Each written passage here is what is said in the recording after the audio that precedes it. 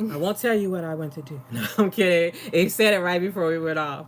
So sorry if that was weird, but you know, people pee, and I had to. So I feel much better now. Ew.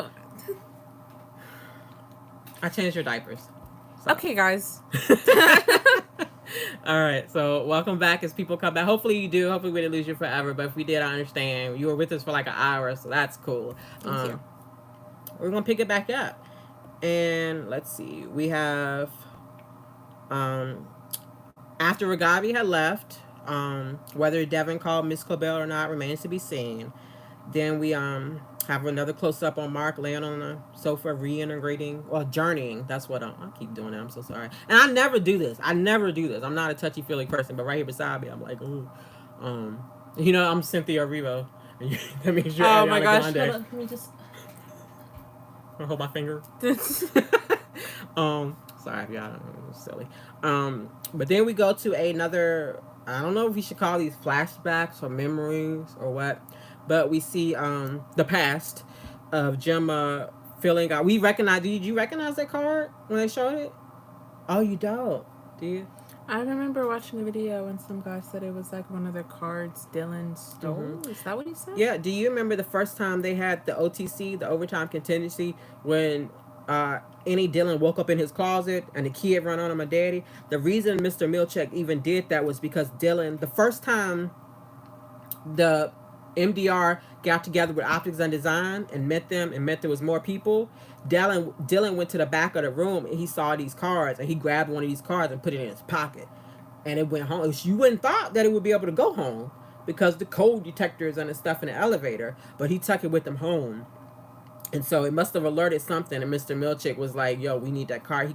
He had triggered the OTC, had him in the closet to get that card back to ask Dylan what he did with it. He didn't take it home. I'm lying. He did not take it home. He hid it in the bathroom. And then Mr. Milchick went back the next morning and got the card from behind the toilet. I'm sorry, I was making that up. That's what I thought at first, but... Alright. But yeah, that's where I recognize those cards from. And she's saying she got it in the mail. She thinks she got on the mailing list at the clinic. I think it was interesting. Because we all tried to figure out what those pictures meant, like what was happening in them. I think that she used the term ego death was pretty interesting. Are you familiar with that at all? That premise at all? I understand the concept of it, but I don't think I understand the. You heard me talk about wanting to do like ashwagandha. Mm-hmm. And like that's part of that. Like when you you guys not ashwagandha already take for stress. Ayahuasca. Ayahuasca. Oh, you strip the ego from the bottom. That's Kendrick. Hold on. Not my daughter. That's crazy. She's going crazy. But I recommend ayahuasca. Strip the ego from the bottom. I try to empathize with you because I know that you ain't been doing nothing crave entitlement, but wouldn't be like so bad that it's puzzling no dominance. You don't get a flag for copyright. Yeah, you're right. My bad. Well, that was a good job. You got bars. Yeah. Not Kendrick being in on the Severance, like. And you know what? Because SZA's the connection. Remember SZA told Ben Stiller, and it's he's all in Drive. Connected. SZA is the main character of Severance. Okay, but yeah, so the premise is really like being able to see yourself and all the things about you that you don't want to like admit, and ridding yourself of that, and really like letting go of your ego, letting go of your pride, and understanding that in the grand scheme of things you are a speck, insignificant, right? And so I'm gonna keep thinking more about that, but it was very interesting. Very much so. And then, yeah, they're just talking. Oh, this is where he's about to get an attitude with her. He's asking her why she's wasting her time with this. And she says she's enjoying it as she was until he ruined it. And then he's like, well, just stop doing it. And they're like picking at each other back and forth. And it's just another moment where it's like, guys, this is happening to both of you. Like, support each other, like love each other. Don't take it out on each other. Careful with this. You don't want to accidentally pause it. Oh, would that do that? All right, let's move it over here. Because I did that before. That's why I finished it. All right. Do we have is there a note on that? Fighting south is often good. Oh, yeah. Yep, that's what you said. Pretty much. Flight way. Okay, so the plane must be coming next. All right. I thought this was a sad scene too, where we see after their fight, we see present day Gemma where she's in the lumen in bed at the wherever she is in Lumen, and she's just kind of laying there by herself. It just reminded me of the opening scene, laying on the table, just isolated and alone and Scared. dark. Yeah, just really, really sad. Ah, so sad. All Lumen everything. Where she we see Gemma brushing her teeth, getting ready for the day with just like Lumen brand everything, making up the bed. I've never been to prison, but I've seen TV shows and things where like that's what this reminds me of. Where she's making up her bed is very much given prison or military, like everything very neat in its place. And I don't know if that is what she's supposed to do, like that's the rules that she has to follow, or if she's doing that like for her own sanity. Because we don't know how long she's been there.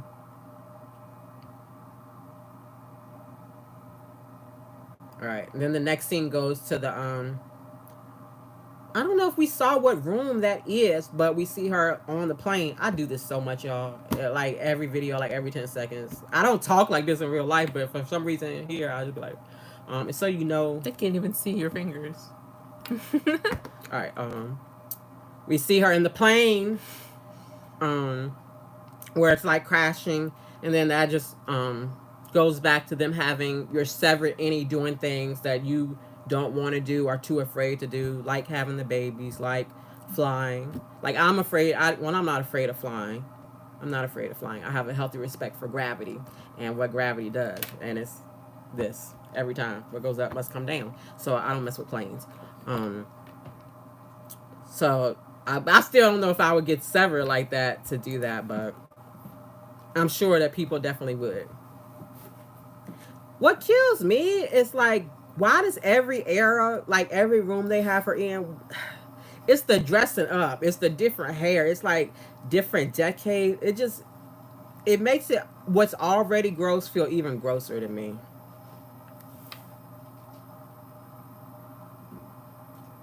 What do you think about this food? Like this? It looks like something Gordon Ramsay would call good. Damn, the shade. I just wondered if it has like any nutritional value whatsoever. It's like, is this like what astronaut food is? Like dehydrated? I don't know. Like, why can't she have real food?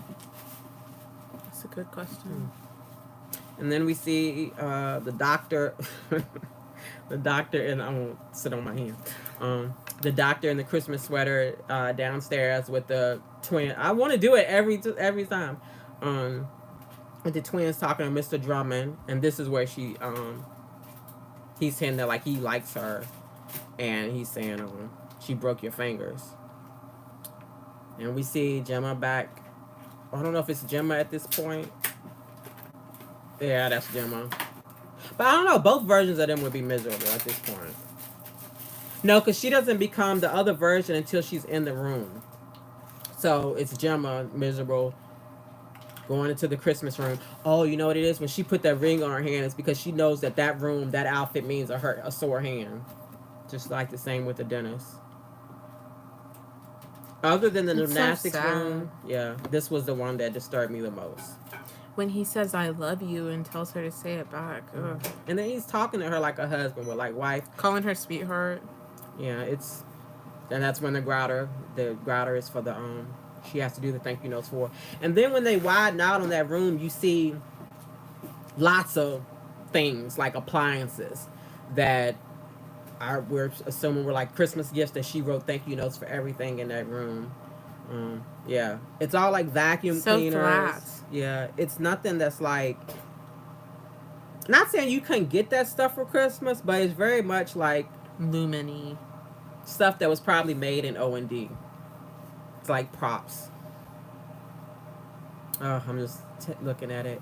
But also that Christmas tree. If you look at that Christmas tree, and then there's the other scene where Mark is holding Gemma on the couch, and it must be Christmas time in reality. The tree is very similar. Yeah. That's something else that they took from her memory. Yeah. So gross.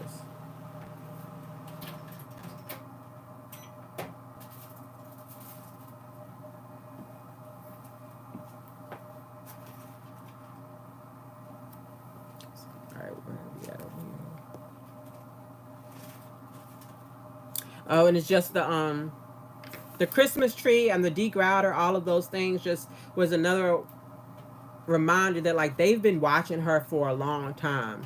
And you know, I thought maybe it was when they started donating blood, but the further we got in the show, the more it seems like it's been longer than that. And I wonder why she was chosen. I thought that maybe it was because she had like a rare blood type, and that might be it. But your orphan theory makes so much sense. Oh yeah, maybe she was. Oh yeah, we did say that earlier. And if the previous video, when we upload this will be, well, part 2. Yeah, part 2. And part 1, if you didn't see part 1, watch part 1. That I think that it's a strong possibility that Gemma may have been an orphan. She might not have any other family. And I think, was it, I can't remember who commented, but there was a comment that her parents were mentioned. So I got to go back and watch that to see for sure. Okay, and next scene we see Mark and Gemma, and like the coloring of this scene reminds me of what we see when we see Mark with like the longer hair. Very blue, dark. Very cold, very dark. I don't see the plants. There's no sunlight coming in. And it just I think highlights how things are changing for them because they keep suffering. And they look so far apart. I feel like this is the part. Is it the part when he's taking apart the crib? I think so. Well, the next thing we show them in Christmas time, and he's holding her, and that's how when I recognized that the tree was very similar. Then we go back to seeing Gemma at Lumen, eating her pie. I wonder if that's Christmas. If it's Christmas in reality, and that's why that was a segue. This next scene really pissed me off, where we see the doctor outside of Gemma's door where she's living, and she can see who he is on the monitor, and she has to let him in. That's so stupid. It's so just symbolic because she has no choice. She doesn't have any power. It's just the illusion of control for her to like, ooh, you have a door. Ooh, you can let me in. What if she wouldn't open the door? She wouldn't let him in. Exactly. I thought it was interesting that they had 7:30 there. At first, I thought that was the time. Now I'm thinking it might be a month and a day. Or a year. Like, we don't know. It could be, it'll be July 30th? It could be, yeah, I don't know. It's not, at first I assumed the time, but it don't have like the colon in between there for a time. So I think you're more right. Ooh, Albert here. Oh, hey, Albert! I'm so happy to see you. Even I know who Albert is. Yes, Albert. Everybody. I feel like most people who are going to be watching anything I do will know Albert because we went through the soap operas. Albert is the only person who lets me come on his stream all the time. No, I always have such a good time. I'm so happy. Thank you for stopping by. I wrote my daughter into doing this with me because I was too nervous. But Albert's one of those people that makes it look easy. You guys are soap opera fans. Any other soap operas, watch Albert Bostic. He goes live pretty much every day throughout the week. And we always have a blast talking about the soaps. I miss you guys too. It's like, I don't know how you find hours in the day to talk about all the shows live and record your videos and like do anything else and like have a job. And like, I'm struggling. Beyond the Gates is off to a great start. I finally watched it. We caught up to it. So good. I want to talk about it. So good. I'm Team Danny over here. Yes. Yes. All the way. Yes. All the way. All the way. Haley can die, and I hope she does. Well. Yeah. I mean, she might get shot, so. Yeah, we're interested to see how that's going to go. Beyond the Gates is really off to a great start. And I know last time I was on with Albert, he had asked what I thought, how it may be. And of course you love Bill. I should have known. You should low-key give him a timeout for that one. Albert always loves a good villain. Because he doesn't see him as a villain, and he'll tell you all the ways he's misunderstood. Let me guess, because he can't help who he loves. He sees both sides. He does. He always has a good way of looking at different perspectives. I just decide what I want to think, and that's what I feel. Yeah. All right, let's see where we at. He said Bill Andrew. When you said Drew, I went back to General Hospital and was like, ooh. I think he is talking about General Hospital there. Either, I like Drew from General Hospital. It's not really Drew. Drew from Beyond the Gates. He's cute. I like how he helped Danny out. But I need him to stop sniffing up behind that nurse because she got a man. That's and a Dre. firefighter man. Oh, it's a different person. Yeah, Andre. He's Which saying one is Dre? Dre is beyond the gates. He's saying. Hey, you saying Dre. Juju? Love. It's too much. I don't know how to keep it straight. It's okay. It's so many times in just this one video where I'll be like, show my age. People be like, oh, you don't seem 42? Shit. Tell it to my brain. No, I'm not really slow. I'm just multitasking. All right, so we're back to Severance, seeing the doctor. Oh. And he tells Gemma ask about Mark. And she tells him that, no, he tells her that Mark has moved on. I don't know if he says she's married. He's got a daughter. He says she remarried now and has a daughter.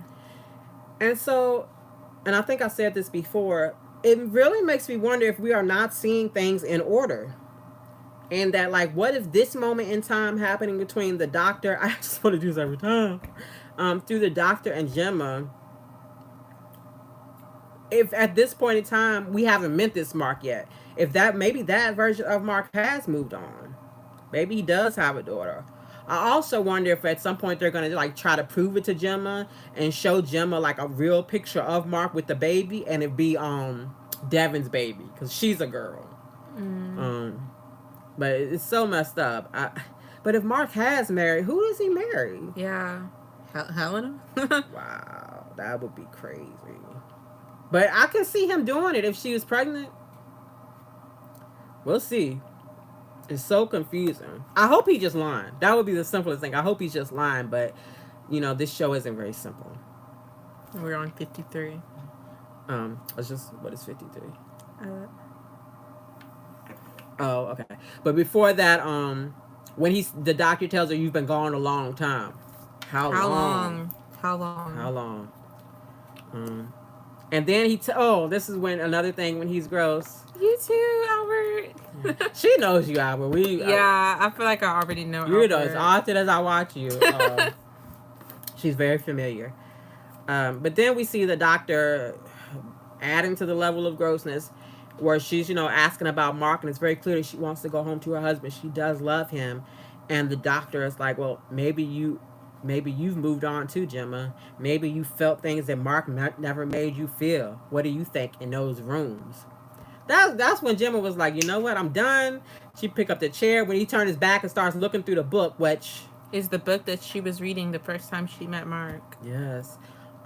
She smacked him upside the head with that chair. She did, and ran for it. And that was my note, that it was so hard to watch because I let myself think that she was a possibility that she could get away. I'm rooting for her at the same time, knowing like something's gonna go wrong. Oh, thank you for stopping by. I'm gonna come. Hopefully I can come. Oh, it's 8:00 now. You gotta do yours. All right. But when I finish this, maybe if you guys are still going, I can come by and say hi. I miss you guys too. Tell everybody I said hi.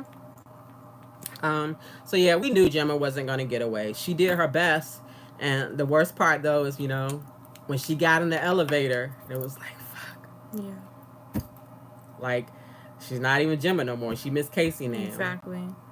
And then she goes down the hall, and Mr. Milchek is there. Did you notice anything interesting about Mr. Milchek when he opened the door?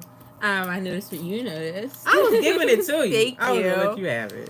I noticed that he was wearing his biking jacket, and the only time we've seen him wear that since is when he was going to. It was after the OTC. He was going to see Dylan, and he went to go see Irving, and he went to see Mark as well, I believe. Damage control. Yeah, that's the last time we saw that. And he was out of breath when he went to go get Gemma / Miss Casey, so that's super interesting. Yeah. It's like, I don't know, it's like somebody walkie-talkie him, or the people that are watching on the computers were like, oh, but somebody let him know. Yeah. And he ran his ass down that hallway to tell her to turn around. And she did, and it was heartbreaking. Because she kept turning around asking questions. And I don't remember what episode it is from the first season, but it very much mirrors. Well, it's the episode when they had Miss Casey, apparently, from what they told us, got in trouble for not watching Helly R the way she was supposed to. And Like they made her clean up her office and everything, and then they sent her down to the testing floor, and she started walking down a dark hallway. And remember how hype we was to see that dark hallway, because that's where everyone was painting. We was like, oh shit. Um, but she took a few steps and then turned around and asked a question. It was very much the same thing. And He last was like, time, on you go. yeah, just be gone. And the crazy thing is, it seems like he's being so cold, but we know from his performance review, he's too nice. He's being nice. Like what? It's wild. It's so hard to like comprehend and process. But I'm loving trying. I'm gonna keep doing it. Um, so then the next scene we get to is where we see just more of the tumultuous relationship that has become of Gemma and Mark ever since the miscarriage. Gemma's going out to some charades thing, and Mark doesn't want to go. And Gemma even offers to stay home, and he basically dismisses her. And she says, I love you, and he doesn't say it back. She says it again, he says it, which is a parallel to the doctor in Allentown and how creepy that was. And that's the last thing he ever said to her. Oh, I'm sorry, I love you too. And then the cops come. And how many times, like probably thousands of times in his mind, has he went back to that conversation and wished he would have said, yeah, you should stay home. Or that he would have went with her. Something. Yeah. Like, and it's, I mean, we all have those moments in life where you do something or something plays out differently and you wonder what you could have done differently. The bargaining, like Mark talked about earlier, where you just wish you could have done something different and like you would do anything to make it different, but you can't. And that's it. And this is a big reason why we thought that maybe Mark was an alcoholic, or maybe that he was the one who was driving the car, because it's not just grief that he carries with him, it's a very clear sense of guilt. And I think that instead of that guilt coming from alcoholism or anything like that, I think the guilt is more based upon how that conversation went and all the things he thinks he could have done to make that outcome not happen. So I definitely think we were right about picking up on that guilt. I think it just isn't about, it wasn't necessarily his fault, but it's clear he feels that way. As one does with grief. So I do wonder, did Gemma have a say in this? Did she not read the terms and conditions? Did she sign up for it? Those things. But one thing I've wondered is, like, did she fake her own death? Did she run away? She was coming back. Like, I do not think that she knew that was going to be the last time she saw him, or even the last time she saw him for a while. I think that whatever happened, whether it was a car wreck, whether they abducted her, whether whatever, I don't think it was willing. It wasn't a final goodbye. Yeah, she wasn't done with him, which makes me happy because it adds. But so sad. Yeah, it's such a good show. Then the next thing we see is the testing floor where we talked about a minute ago, where Gemma had ran away, but now she turns into Miss Casey in the elevator, so she don't even know why she there. Exactly, that's what she says. What's happening? And he tells her that lie about being at some art show or something. Very Lumen of him. She turns around and goes back. So sad. I do wonder, she started to ask him a question. No, she wouldn't say where's Mark. She wasn't Gemma. Yeah, and she wouldn't say, like, where am I? Because she said where's... Yeah. Where's who? Where's what? Yeah. It's a good question. They'll tell us at some point. Yes. I just don't know how long we're going to have to wait for it. All right, then we see Mark in the dark with the little light on him, and then that's when the police come and we assume inform him of her of the car accident. Oh, I just can't help it. All right, now we see Nurse Nancy. Oh, because Milchick had sent Miss Casey back into the elevator, and I went right past that scene. She realized that she turned back into Gemma and was like, oh no, I'm back, I'm trapped. And she slid down the wall. And just cried. The same way she had in the shower. And if you don't cry during that scene, please don't tell me, because I'm gonna think you're heartless and cruel. It was so devastating. Like, it felt like she gave up. And, like, we don't know how long she's been there, how many escape attempts she's had. just and this is the first attempt after he told her that Mark had moved on. So she could give up after this. If they do like get her some proof that she actually sees Mark moved on, I worry What about else what is she she said. fighting for? Yeah. Well, like what is life? Yeah. And that's the look on Mark's face, because you know when they come to your door like that, he know he just didn't want to know. Oh, this is where she slide down. Oh, her lip quivering like that. This is the person who directed this time. She's the cinematographer, so she does most of the camera work for the show. But this is her first time directing, and I don't want to be like gender specific, but with the nature of everything that Gemma went through, I think it was very wise to have a female director. Um, Maybe it wouldn't have made a difference, but like I feel her pain so much that I'm really grateful for the choices they made, and that like how lucky are we that this is the first time she directed. Brilliant, brilliant. Just so sad. She just seems depleted. Oh, I didn't even know she said Mark. She went for his name. Whew. Then the nurse helps her up. Helps her up or forces her to stand. Right. And then we go back to. I forgot all about the notes. Ain't no telling. We see Mark waking up and he's crying. And Devin asks him, "Where did you go?" Like we said in part 1, that question is reiterated so many times. That and who are you? Throughout the whole series, and he's just crying. And we get a flashback of Gemma, his memory of Gemma in the library, and that's when he just starts crying. So I noticed one thing, maybe two things just now. I don't even think that's in the notes. But notice, like, we've been in the dark. Mark's place is very dark. Like, present day How Mark. long has he been asleep for? Because now Devin is shrouded by light. Yeah, it's the morning. So it probably just overnight. But I think, yes, it's to let us know it's morning. But I think maybe it's also symbolic of the reintegration. Like, the sun is out. Like, oh. I don't know. I can't find the words. Saying. But, you know, it's a... awakening. It's a difference. He hasn't been this light since she's been gone. Yeah. So it's very interesting. I don't know what it all means, but we'll find out. I can't wait for him to talk. Me too. I'm so excited for him to speak. But if what people are saying about this next week being Miss Cobell's episode, we might not see him. Yep, and they did That's that to very us before. Severance. That's very Severance of them. Yes, but it's so well done that we'll be wanting to see Mark, and then once the episode gets started, 5 minutes into it, we'll be like, Mark who? We'll be like, Miss Cobell, Miss Cobell. Yeah. And then when the show goes off, we'll be like, oh, that's right. Mark was getting reintegrated. Like, it's such brilliant storytelling. But that's it. Look over the notes and see if... Oh, so one of my notes mentioned Allentown. Allentown is the... So I Google some of the names of the rooms. I Google Allentown, and it came into Allentown, Pennsylvania, where apparently every year they have a big Christmas festival. So I thought that was interesting. Allentown would be the Christmas room.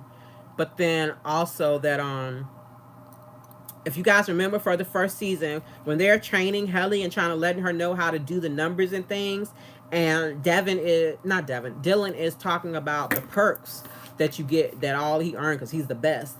And they pointed to the little cube, that clear cube of Mark's face that he had, and Dylan was like, no, that's not a perk. They just gave it to Mark for when he completed that. His first file was the Allentown. They called it the Allentown Fluke, because he had finished it like record speed.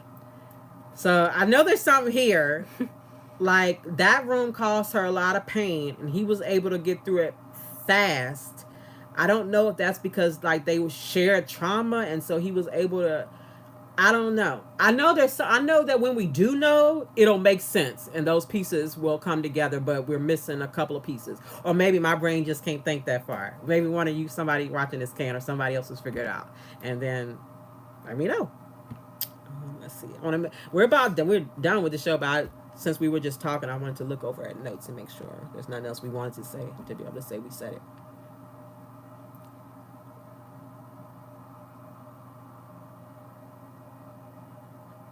I don't think that's important. Yeah, I think we. Yeah. Yeah, because the last thing I had was about what would reintegration would look like for Gemma with all that trauma. Um, I do think going back to before Ragabi left, there was when she was arguing with Devin. When Devin wanted to call Miss Cobell, Ragabi had one of them tools in her hand and was like, "This is how we get Gemma out." She didn't say this is how we save Gemma. This is how we get her out. I think we should pay very much attention to the language that she To the uses. wording. Yeah, I think it means something different. It's like layers to it, but we won't know it until we know it. That was very wise of me. Oh. This was fun. I wish I wouldn't have had to take a break in the middle, you guys. I'm sorry. I tried. Um, but thank you to everybody who's watching, everybody who was watching the first half, everybody who's watching the second half, everyone who commented and didn't get mad if we didn't get to see your chats all the way. What else? Oh, thank you to you. Thank you to you. You're welcome. You're welcome. For doing this with me. You made it so much more fun. I love watching the show with you and talking about it. Yeah. So, yeah. You want to close it the same way? 3, 2, 1. Praise Kier. It's still going.